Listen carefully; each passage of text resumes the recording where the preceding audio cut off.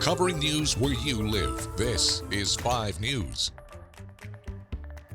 Well, thank you for joining us here for the latest news and weather where you live. I'm Joe Ellison. And I'm Tiffany Lee. Let's get you caught up on what's going on around our area.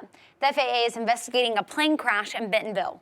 Police and fire responded to the scene where they found a single-engine plane crash into a field near the Bentonville Municipal Airport on Thursday. The plane was registered to an owner in Indiana, which is where it took off from Thursday morning. According to a preliminary report, the pilot reported engine failure. However, a battalion chief for Bentonville says that the cause is still under investigation by the FAA. Right here, we found the plane in its position, no active fire. We found no fuel leaks, anything of that nature. We did have some non-life-threatening injuries to a patient that was transported to the hospital. Currently, we're waiting for the FAA and the NTSB to do their investigation. Well, the pilot was taken to the hospital with a possible broken collarbone. The co-pilot had a bloody nose, according to the father of the co-pilot. Enforcement police are investigating after they found 2 people dead inside of a home along 19th and G Streets. Police found the bodies during a welfare check Thursday morning. Officers say there's no threat to the public as they look into the deaths. Here's what a neighbor shared. We were headed to go look at houses, and I saw the tape go up. I saw all the cops out here. They really wasn't speaking to me. I never really came up this way to get to know them, but that they said that it was about November 12th was the last sighting of them. Their names and causes of death have not been made public at this time. A homicide investigation is underway in Pensacola after a man was found dead behind an abandoned home near Butler and Clark Avenue. The Oklahoma State Bureau of Investigations has been asked to step in and help.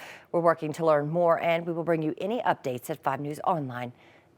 All right, it's Friday. We're about to head into that weekend. Let's check in with Steven for a look at your weather. Hey, Steven. Hey there, guys. Yeah, we're going to see warm temperatures once again for today. Upper 50s expected across the area, but cloud coverage building in throughout the day today, ahead of some rain chances coming for this afternoon into the evening hours. Scattered showers continue throughout our Friday evening before we get to the weekend, and that's when that Arctic blast is going to arrive. Really, the main concern is going to be the cold air, but also can't rule out a few snowflakes. Very windy for today, but really those winds kick up out of the northwest by the time we get to Saturday morning, and then from there temperatures continue to plummet throughout the weekend and into early next week. Between Saturday evening and Wednesday afternoon, we're going to be below freezing in the morning hours. We're going to be seeing those wind chill values as far low as the single digits. Going to be starting to think about those people, pets, and pipes as we get into early next week. Weekend forecast for you looks like this. Again, Saturday evening has the best chance of maybe seeing a few flurries here and there. Not expecting much in the way of any accumulation, but you just see how far temperatures drop from the upper 50s today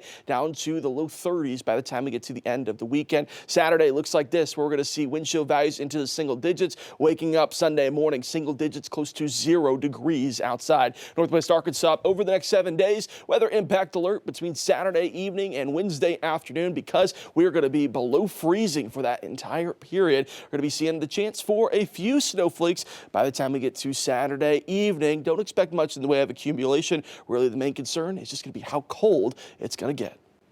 All right, thanks for that, Stephen. Well, less than a month after an explosion in Georgia Tyson plant, at least 26 people, mostly first responders, were injured after a fire at a Tyson plant in Berryville on Wednesday.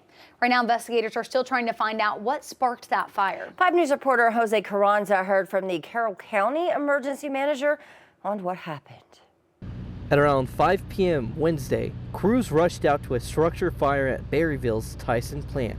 Crews started making an interior attack. Emergency manager Mike McKelvey worked alongside firefighters from multiple agencies, including Eureka Springs, Elk Grove, and Green Forest.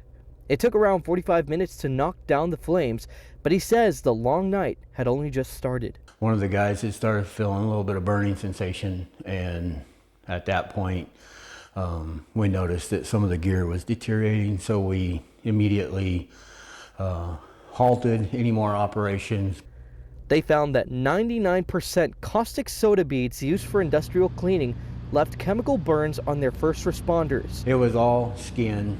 Most of it was to the lower extremities, just being in the water and kneeling down in the building during the fire. McKelvey says the one Tyson employee and 25 firefighters were released from the hospital. were told they had non-life-threatening injuries. He says all the responders injured were also from volunteer departments. Women and men that are donating their time to protect their community, and I hope they continue because they did an outstanding job making sure that their community was safe. The cause of the fire is still under investigation, but McKelvey says there's no threat to the public. In Berryville, covering news where you live, Jose Carranza, 5 News.